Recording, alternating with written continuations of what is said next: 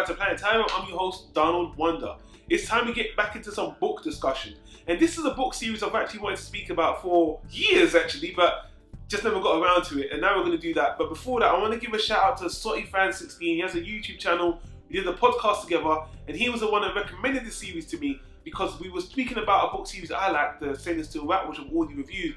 And this was another book series about a similar criminal anti-hero, which has actually made waves worldwide, and they're trying to do stuff with this series in the live action adaptation, like the Harry Potter-ish kind of stuff. It was meant to be the new adult blockbuster, and they're having a lot of production issues getting it into live action.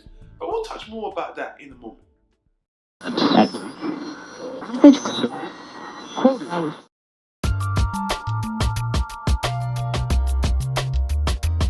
Tyro Media.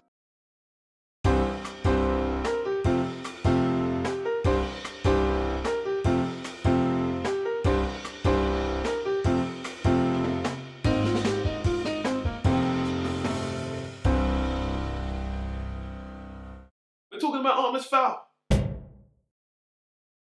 Artemis Fowl is a series of fantasy, action, science fiction, adventure books that started from 2003 to 2012. There were 8 books. They were written by Ian Kelfer. I hope I'm pronouncing that right.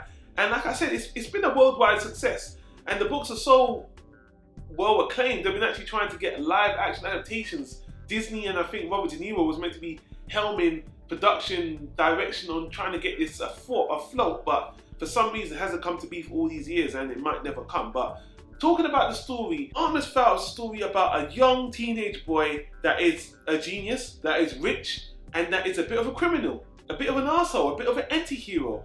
And if I had to compare him to someone, I would say think of a teenage Tony Stark. Yes, a teenage Iron Man without the Iron Man suit. That kind of personality is Artemis Fowl. But he's Irish, and this story is set in Ireland, which is an interesting setting. And what the story is about is this young criminal billionaire guy who is in the criminal element, does all these shifty things, and he stumbles across the world of magic and fairies. And when he does and realizes there's a whole nother world, I think it's underground the earth, and they got all these technologies. When it first starts, the story starts, he wants to exploit this technology, he wants to exploit this world and take advantage of it. And it's one of those stories where, you know, it starts off that way, but as the series progresses, he becomes more of an anti-hero and maybe even just a normal hero. And it's a series of 8 books I really enjoyed, for the most part. And I have to say, Ian Kelfer does a really good job of making the world of fairies a threat. Interesting, intriguing, and not just feminine and fluffy and, you know, I hate to use those stereotypes, but I think the world of the fairies has always been seen as very girly, very colourful, very flighty. But Ian Kelfer takes the concept of fairies, uses technology, uses death, uses a lot of dark elements, not just for shock factor, but he actually makes it very interesting. When you couple that with this kid, Artemis Fowl, who's a criminal, and he tries to manipulate and just take advantage of this world, it is a great collaboration, and I just enjoyed the story. The first 6 books were just a continuous ride of adventure, science fiction, great characters, interesting stories. I loved it. Now, the 7th and 8th book, the 7th book in particular, I felt there was a speed bump.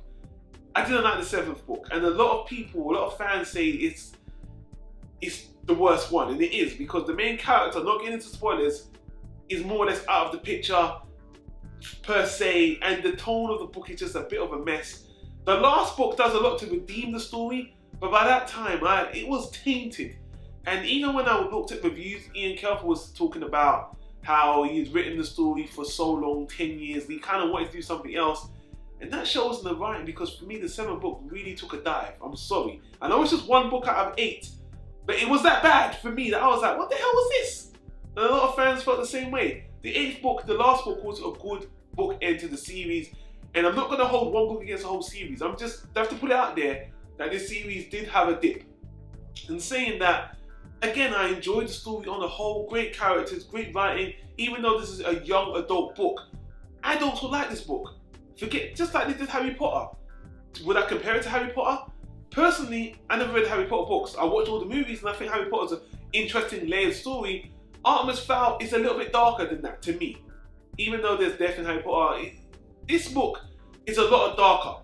And to be honest with you, as I was reading Artemis Fowl, I actually wanted the story to evolve into the adult years. I wanted, because this book covers Artemis Fowl when he's like 12 to 16. I want to see Artemis Fowl when he's 18, 19. I want to see aliens involved. I don't want it to go full Hitchhiker's Guide to the Galaxy or anything, but I would like to see more adult concept in the story if it evolved. But Ian Kelfer, he's already spoken about moving on, so I don't think he's going to revisit this series, but I see a lot of potential with this character and this world. But standalone, the 8 books as its own, definitely a series I recommend, and I'm going to give it a solid B.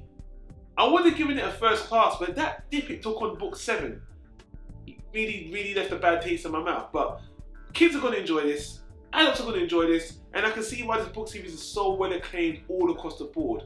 I enjoyed this book series, and if I didn't mention it because I forgot, I listened to the audiobook production, and because Artemis Fowl is set in Ireland and the characters are Irish, the audio production is very special.